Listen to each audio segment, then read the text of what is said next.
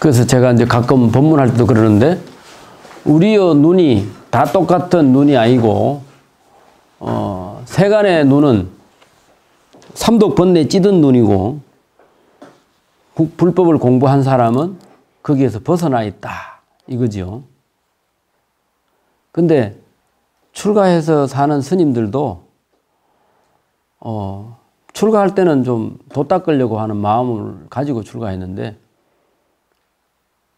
출가해서 다시 또 뭐 총문장을 노리거나 아니면 주지를 노리거나 이런 거 자꾸 노리는 사람은 자기 생각이 자꾸 그쪽으로 가기 때문에 결국은 세속과 다를 게 하나도 없어요. 작년에 내장사 불났죠? 머리 깎고 출가한 사람이 어제 스님들이 이제 우리 절집에 그렇잖아요. 뭐 부전 스님이나 주지 스님이나 또 뭐 한 10년 넘은 스님은 또 그 사람들 또 같이 끼리끼리 모이니까 뭐 같이 어디 나가고 자기는 빼놓고 갈 수도 있지. 자기는 법당 부전이니까 법당 저녁에 예불 해야 되잖아. 근데 그걸 이제 불평등으로 본 거예요. 자기를 요즘 말로 왕따 시킨다 이거예요. 그러니까 이제 불만을 표출했는데 그게 이제 개선이 안 되니까 아이마 법당에 불을 확 질러버렸다. 근데 그거는 기본이 안 된 거죠. 법당에 부처님 계신 곳을 어떻게 불을 질러? 이게 이 성녀 어떤 그 뭡니까? 이 물이 제대로 들기도 전에 출가하기 전에 그 세속심이 나온 겁니다. 자기가 뭐 그 불 위에 끼려고 내 출가한 건 아니잖아. 그리고 뭐 내가 전에 행자교육원에 교수사를 해보니까 아니 내가 그때 50 갖는 때였어요. 근데 그때 출가 연령 제한이 50세까지였거든. 이게 이제 턱걸이가 도는 사람 49, 50에 들어오는 거야. 그러면 이제 그 가르치는 선생 나이가 그때 내가 53인가 그랬는데 나이로는 30살 차이밖에 안 되잖아. 우리는 그래도 나이가 좀 들었는데 그 수비사들은 뭐 35살짜리도 있단 말이야. 그러니까 막 싸움이 나갔어. 응? 내가 말이야 대기업에 부장하다 왔는데 말이야. 응? 수비사 아직 어린 것들이 나를 가르치려고 한다고. 그럼 지가 머리를 깎지 말았어야지. 그렇잖아 그게. 그래가지고 그 행대가 열받아가 막 사고치고 나가더라고. 나가면서 내가 조금만 더 참았으면 좋았는데 내가 지금 나가려고 하니까 그 사고치면 무조건 퇴방이거든. 그러니까 이제 뒤늦게 후회가 오는가 봐. 그래서 수행하려고 하는 그 마음, 출가하려고 하는 본 그 마음에서 자꾸 물러나면은 결국은 출가한 스님도 세상 사람과 똑같이 된다는 거예요. 그 다음에 63번 개송. 비슷비슷한 개송들이 많기 때문에 이제 넘어가겠습니다. 44쪽에 나옵니다. 모든 중생 세계는 다 삼세 가운데 있고 삼세의 중생들은 모두 온 중에 있나니 모든 온은 업이 근본이요 모든 업은 마음이 근본이니 마음이란 법 요술 같음의 세간도 그러하니라. 예. 중생 세계는 과거 현재 미래 삼세 가운데 있고 그죠? 과거 현재 미래의 중생들은 또 속을 들여다보면 다 온 속에 있다. 우리의 이 몸이 오온이잖아요. 예. 오온이 수상행식은 정신이고 색 요거는 물질이죠. 그래서 색, 수상행식 요게 오온인데 수상행식은 정신세계고 색은 물질세계다. 그래서 이제 우리의 몸을 나눠보면 이제 색, 수상행식 오온으로 나누는데 모든 온이라는 것은 업이 근본이요. 전생에 지은 업 때문에 우리의 몸 속에 그게 들어있죠. 색수상행식 그 속에 전생의 모든 정보가 들어있잖아요. 그러니까 우리의 몸은 그냥 어린 애 때부터 그래도 어린 아이 때 천진한 부분도 있긴 하지만 그래도 전생에 이미 자기가 익힌 업을 가지고 태어나기 때문에 업이 들어있다 이거죠. 모든 업은 또 마음이 근본이라. 우리의 이제 이 도 닦는 이야기를 하면 모든 업을 가지고 태어났잖아요. 근데 업이 기본적으로 부모한테 물려받은 것도 있고 자기가 닦은 것도 그걸 가지고 태어나는데, 근데 수행한다는 것은 그 나쁜 업을 자꾸 없애려고 자꾸 수행을 대체해서 없애 나가야 되는 거죠. 근데 그 업을 가진 그 속에 그 사람도 마음이 있어요. 이 마음이 업을 만들었거든. 내가 나쁜 마음을 쓰면 나쁜 업이 쌓이고 좋은 마음을 쓰면 좋은 업이 쌓이잖아요. 그런 어느 정도 쌓인 그 속에서 또 새롭게 또 마음을 쓰잖아요. 그러면 이제 과거에 잘못된 걸 반성하고 내가 그런 나쁜 짓 하지 말아야지 하고 좋은 걸 하면 꼭 마치 그 뭡니까? 아주 흙탕물을 가라앉히듯이 이게 이제 더러운 물이 쫙 깔아앉고 위에 이제 맑은 물이 딱 놔도 그거를 우리가 써야 되는데, 그걸 흙탕물을 깔아앉힐 생각을 안 하고 자꾸 더 일으키면 결국은 이제 사고만 칠 수밖에 없는 거죠. 그래서 마음이 근본이기 때문에 마음이 새로 또 업을 짓는다는 거죠. 그래 마음이란 법, 이거는 요술과 같다. 잘할 수도 있고 못할 수도 있고 도둑놈을 만들 수도 있고 부처를 만들 수도 있고, 그렇죠? 그래서 모든 세간이 그러한 것이다.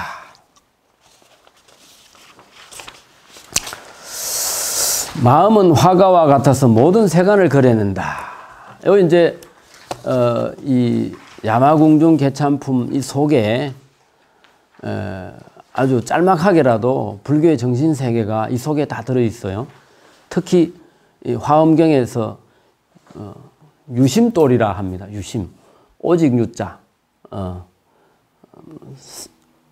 입구변에 이 세추자라고 하는데, 오직 유자 옆에 마음심이라고, 유심.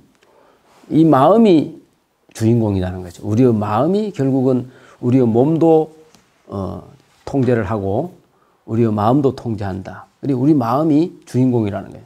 그래서 화엄경은 이 마음돌이다. 이 마음, 한 마음이 이 세상의 모든 그것을 다 좌지우지하는 것을 뭐라고 하느냐. 한번 써놓아 보세요. 한일자, 진리진자, 법법자, 세계계자, 일진법계라고 합니다. 일심진리로 이 세상 모든 연기를 형성되게 만드는 게 일진법계라고 그래요. 일진법계. 일진법계는 뭐냐? 우리의 마음은 화가와 같다 이 말입니다.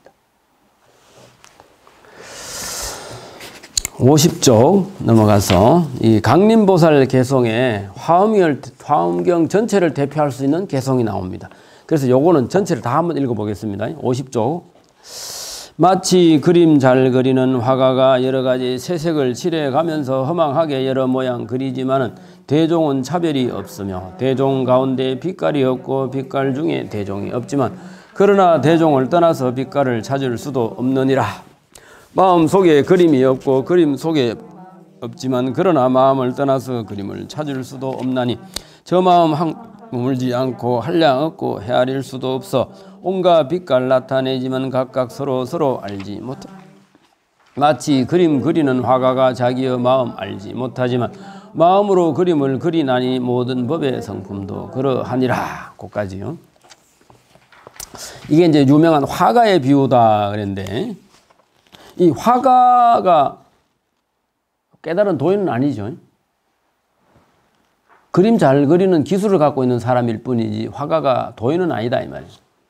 화가는 자기 마음을 제대로 몰라요. 도인이 돼야 제대로 하는 거죠. 그렇지만 그 깨달은 마음은 아니지만 화가도 마음이 있으니까 그 마음으로 그림을 그린다.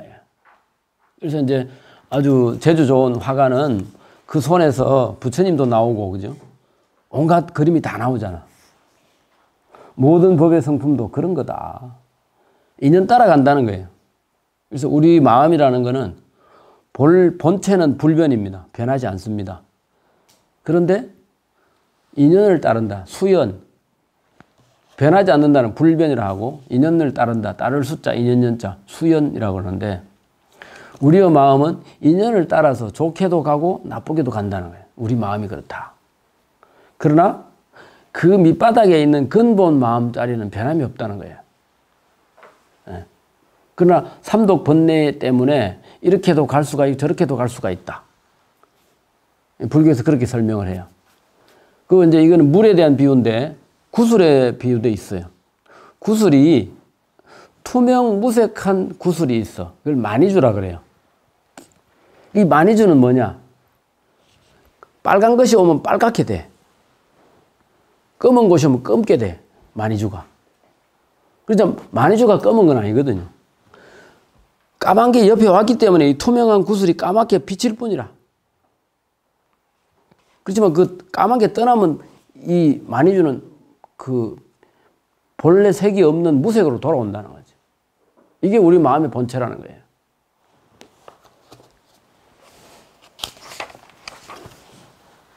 그래서 마음속에 85번 계속 그 앞장에 마음속에 그림이 없어요. 그림 속에도 마음이 없어. 왜냐? 화가가 무슨 마음을 가지고 그림을 그렸지만 그려놓고 나면 그림은 그림대로 화가는 화가대로 따로 존재하죠. 그 당신 부처님을 절에 그려놓고 당신 사기치면 돼? 이렇게 말할 수도 있죠. 아니 부처님 그릴 때는 내가 부처님 좋아하는 마음을 그렸지만 나도 먹고 살아야 되니까 조영남이처럼 좀 거짓말도 했어. 내가 그린 거 아니지만은 화토 그림 그려가지고 세상에 다 내 그림 가지고 그래서 돈 좀 벌었다. 그죠?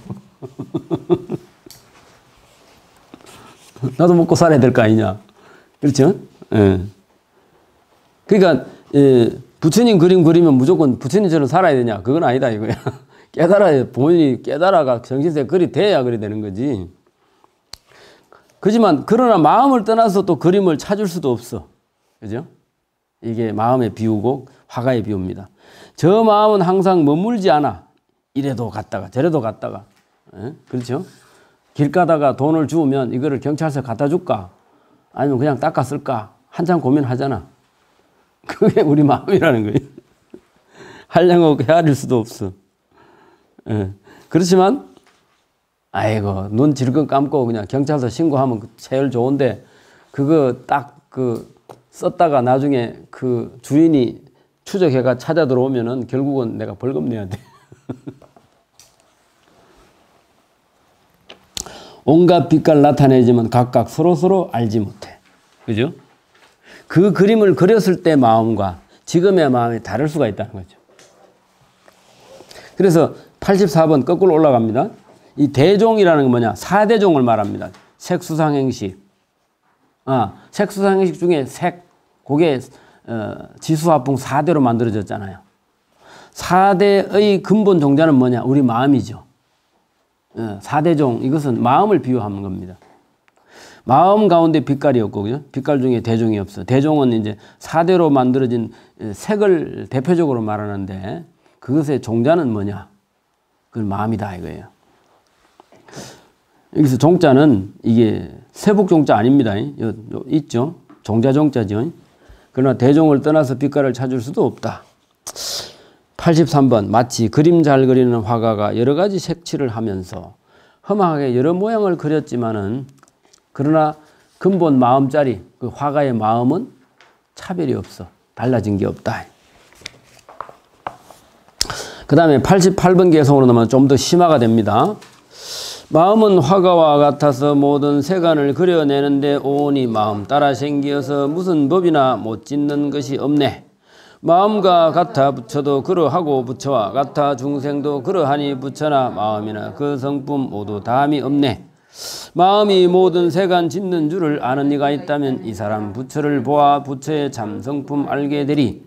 마음이 몸에 있지 않고 몸도 마음에 있지 않지만 모든 불사를 능히 지어 자제함이 미중요하니라. 만일 어떤 사람이 삼세일체 부처님을 알려면 마땅히 법계의 성품이 모든 것이 마음으로 된 줄을 보라. 요게 이제 그 유명한 일체유심조 개성입니다. 그래, 88번으로 돌아가서 마음은 화가와 같아. 그래서 그리지 못하는 그림이 없잖아요. 화가가 이제 물론 이제 실력이 좋아야 되겠지만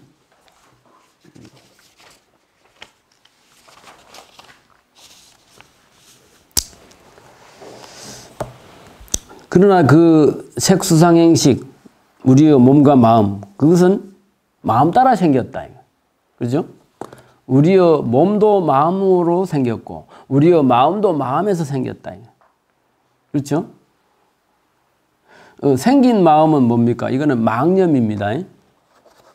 오온이 마음 따라 생겼다 할 때 오온 속에도 마음이 있죠. 수상행식이 마음이잖아요. 그거는 이제 물든 마음이에요. 그걸 다른 말로 망념이라 그래요. 망령될 망자. 이 망령된 마음도 내 본심, 마음에서 생겼다. 이 말이죠.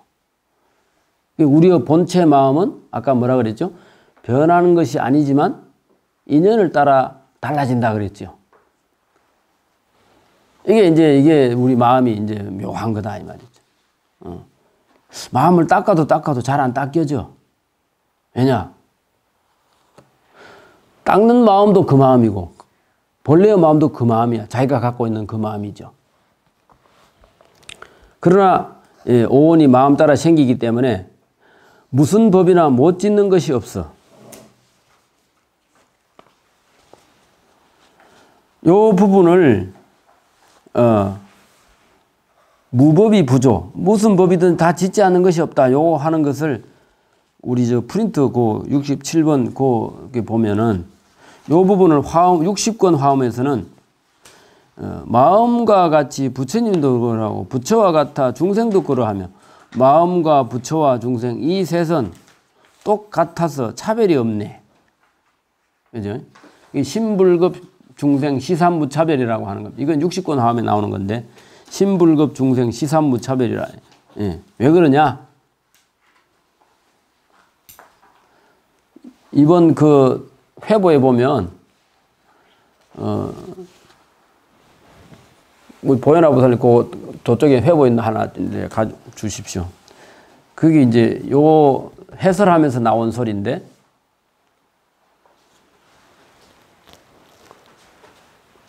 이거 내가 애써서 만들어 놓으면 여러분들 다 읽어 보셔야 될 텐데 처음에 중생들이 날마다 새롭게 부처가 되고 중생들 마음속에서 모든 부처님은 또 생각에 진열을 정득한다. 요게 이제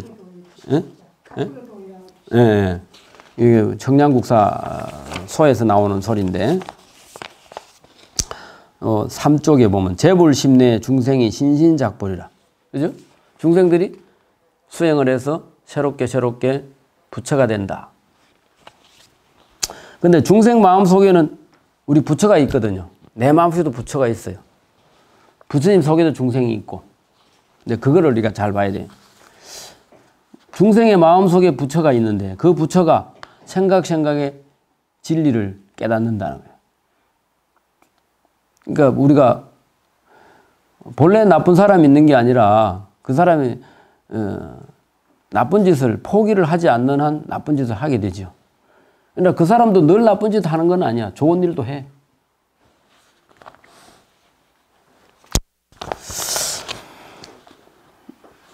그 밑에 여기 보면 청량고사 중생의 마음 속에서 부처님이 중생을 위해 설법하고 불심 가운데 중생이 중생 마음 가운데서 부처님의 설법을 듣는다. 이것도 아주 참 도닦은 분들이 하는 소리예요. 그러니까 우리가 공부를 해 나가면 때때로 우리가 부처에 가까워진다 이겁니다.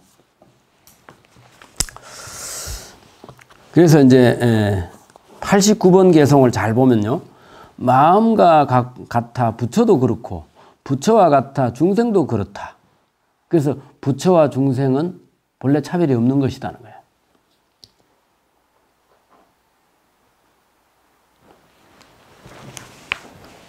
응당이 알라 부처나 마음이나 그 성품 모두 담이 없어. 뭐가 될지 몰라요. 개무진.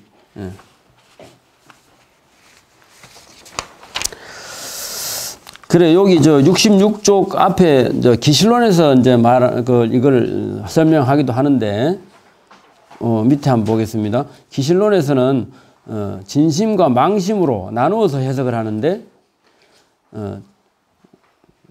마음은 그림 잘 그리는 화가와 같다고 하는 이 첫 구절은 일심 한결같은 마음에 비유하고 여러 가지 채색을 칠해가면서 그림을 그린다. 이것은 인연 따라 훈습돼 가지고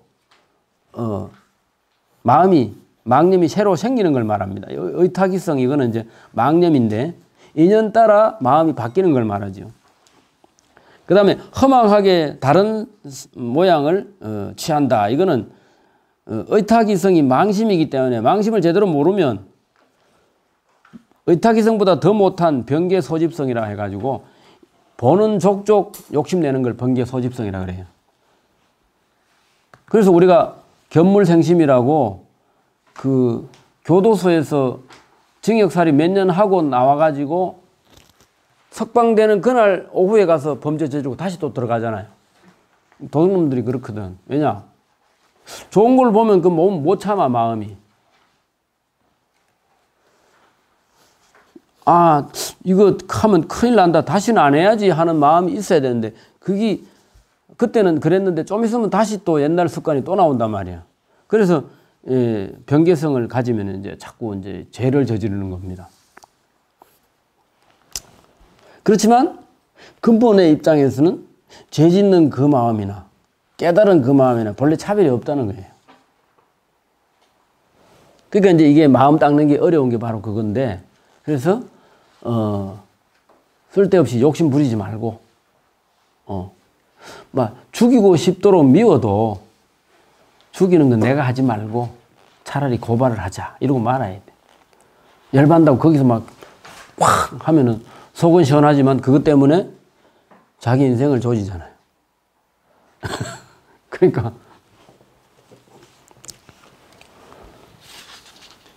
그래서 인연 따라 훈습이 된다.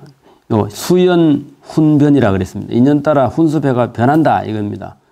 자성청정한 마음이 무명의 바람에 의지해서 물든 마음, 염심이 생겨난다. 우리의 마음이 이러다는 거죠. 그래서 화가는 깨달은 사람이 아니지만 온갖 것을 그려내지만 부처님을 그린다고 해서 화가가 부처님인 것은 아니다. 그 정도면 어느 정도 공부가 된 것 같고, 그 다음 67쪽 그 해설에 보면 선불교에서는 신불급 중생 시산무차별 이거를 더 좋아한다. 선사들은 마음이 곧 부처다. 심적 시불. 이걸 이제 주로 말하기 때문에 더 시산무차별이라는 그 말이 좀 더 속이 시원하다 이런 뜻이죠. 그 다음에 68쪽으로 넘어가서 지금 우리 책에 있는 92번 개송이 화엄경을 전체를 대표하는 개송이 되는데 요거를 이제 내가 이제 글을 쓰면서 새벽 예불 할 풍경을 내가 이야기를 했습니다. 날씨가 점점 더우니 오늘은 시원한 산사 개보공부를 떠올리며 예불 풍경을 생각해 봅니다. 예불할 때 제일 먼저 종송을 하거든요. 밖에 도량석하고는 들어가면 종송을 하는데 원차 종송 변법계 하고 이제 종송을 하는데 그 끝마칠 즈음에 대방광불 화엄경 해놓고 약인 용료지 삼세일체불 이렇게 한다는 거예요. 왜 그러냐? 이 개송이 불교를 대표하는 아주 중요한 개송이기 때문에 그렇다. 그래서 만일 어떤 사람이 아까 이거 다 읽었죠? 삼세의 모든 부처님을 알려면 마땅히 법계의 성품이 모든 것이 마음으로 되었다는 것을 봐라. 그 다음에 97번 또 개송이 나옵니다. 그 뒤에 있는 것도 같이 한번 읽어볼까요? 요거는 이제 마지막 10번째 지림보살의 개송인데 54쪽입니다. 집착할 것도 집착할 수 없고 볼 것도 볼 수가 없고 들을 것도 들을 수 없어 한 마음이라 헤아릴 수가 없네. 분량이 있거나 분량이 없거나 둘을 다 집착할 수 없는 것. 어떤 네가 집착하려 하여도 끝까지 얻지 못하리. 말하지 않을 것을 말한다면 이것은 스스로 속이는 것 자기를 성취 못하니 다른 일을 기쁘게 할 수 없으리. 열애어 거지없이 묘한 색시는 찬단하려는 이가 있어 무수겁이 전나도록 하여도 모두 다 말할 수 없으리. 마치 여의주가 온 것 빛을 나타내지만 빛 없는 데서 빛을 내는 것 부처님들도 그러하니라. 또 마치 청정한 허공은 빛이 아니어서 볼 수 없으며 비록 온갖 빛을 나타내더라도 허공을 볼 리는 없나니 부처님들도 그와 같아서 한량없는 빛 나타내지만 마음으로 미칠 수 없음에 온갖 것을 볼 수가 없네. 고까지. 네. 여기 이제 97번 개성이 아주 중요한데, 여의주라는 것은 내 마음대로 되는 만의주를 말하지요. 여의주가 온갖 빛을 나타낸다. 아까 무색 투명하다 그랬잖아요.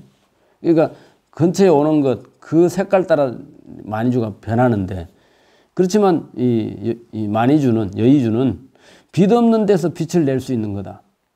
말하자면 발광체다 이 말이에요. 태양이 이렇게 비치면은 만의주를 건너가게 되면 만의가 그 크게 빛을 더 쫙 비춰주거든요. 네.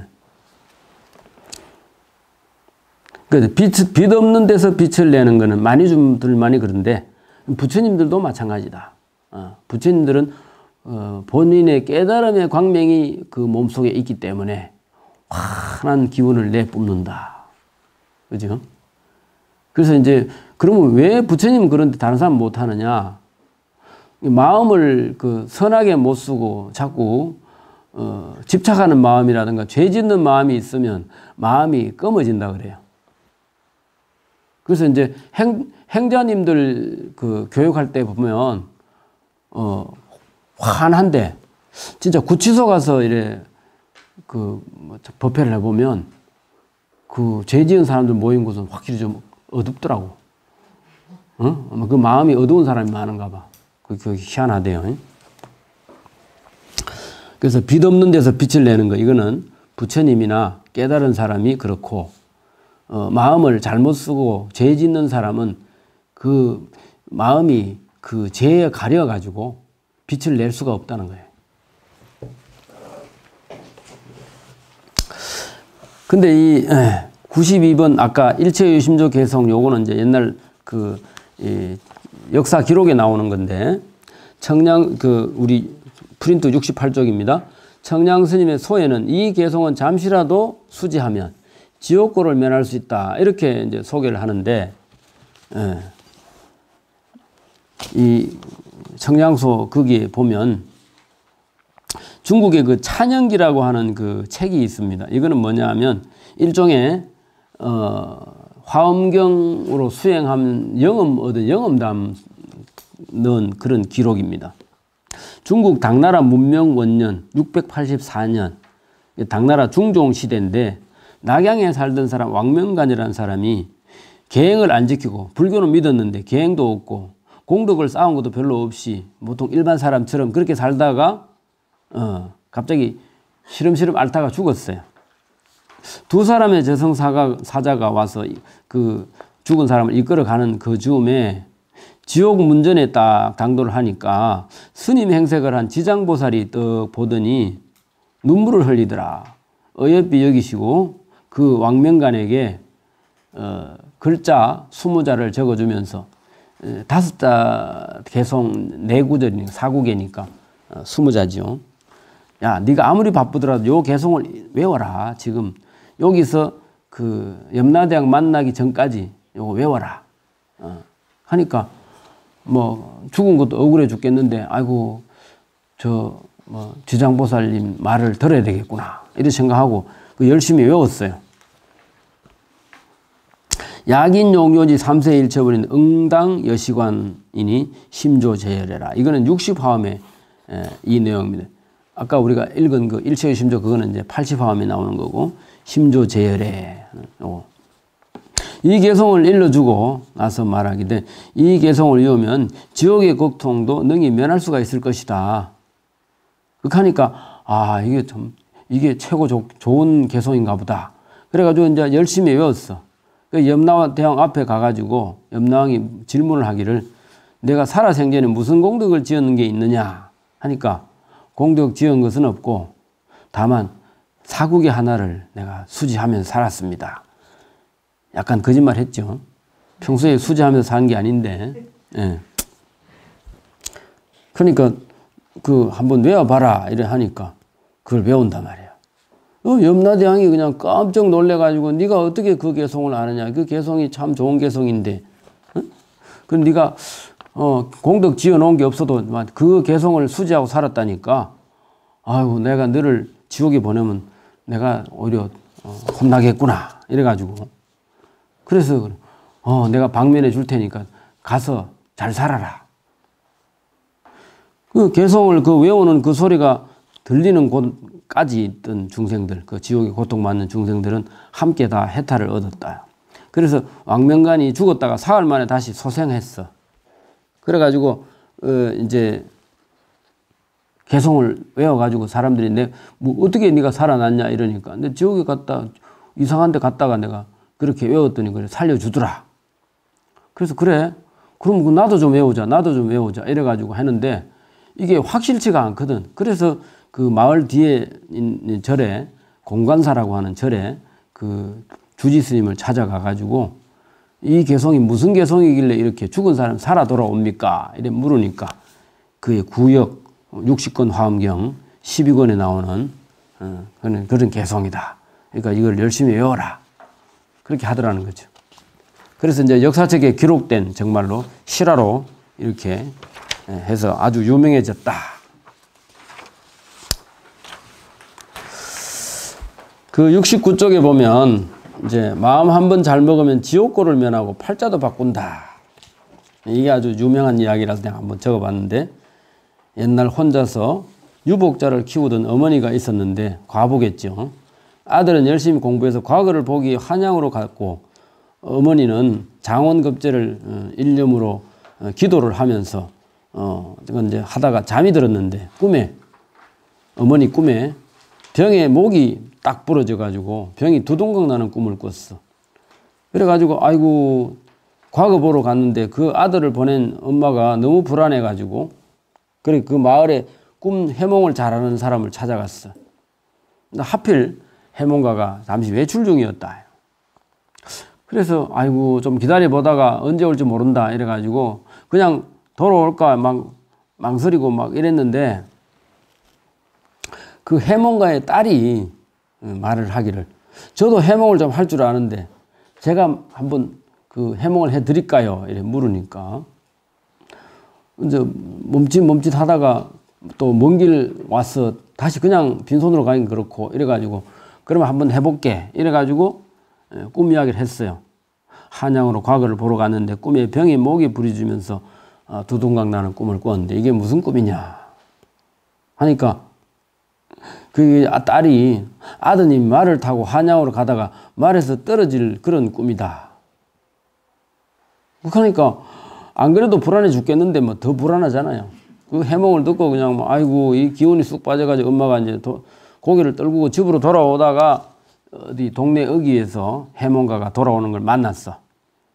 그 해몽가한테 그 꿈 이야기를 다시 하고 그 따님이 이렇게 해몽을 해줬는데 아이고 앞으로 어떻게 하면 좋겠습니까? 이래 하니까 해몽가가 말하기를 나는 천천히 갈 테니까 당신이 먼저 다시 우리 집으로 가서 해몽한 딸 아이의 뺨을 좌우로 3대씩 때리고 내 꿈을 내놔라 이렇게 하십시오. 그렇게 하면 꿈을 다시 되찾을 수 있습니다. 그럼 그때 제가 그 도착해서 그때 해몽해 드리겠습니다. 그래가지고 가니까 뭐 좋은 방법이 있는 것보다 싶어가지고 가가지고 뭐 다짜고짜 딸을 뺨을 3대로 좌우로 때리고 다시 이제 내 꿈 내놔라 하니까 아이고 드리지요. 그래 이제 그쯤에 이제 그 아버지가 돌아와셨어. 그래서 병목이 부러져 두동강이 났는데 이 뭐 어떤 뜻입니까? 이게 좀 꿈 해몽해 주세요. 이러니까 그 해몽가가 말하기를 병에 목이 있으면 손으로 병을 들고 다닐 수가 있지만 그러나 병에 목이 부러져 없으면 손으로 들고 다니던 병을 상에 받치고 다녀야 할 건데 이것은 아드님이 모두가 떠받드는 훌륭한 사람이 된다는 과거에 급제한다는 암시니까 걱정하지 마시고 집에 돌아가서 기도나 열심히 하십시오. 이렇게. 그래가지고 막 가면서 계속 관세음보살 부르고 막 그렇게 했는데 그 아들 덕분에 아들이 여기 장원급제까지는 아니라도 급제를 했어.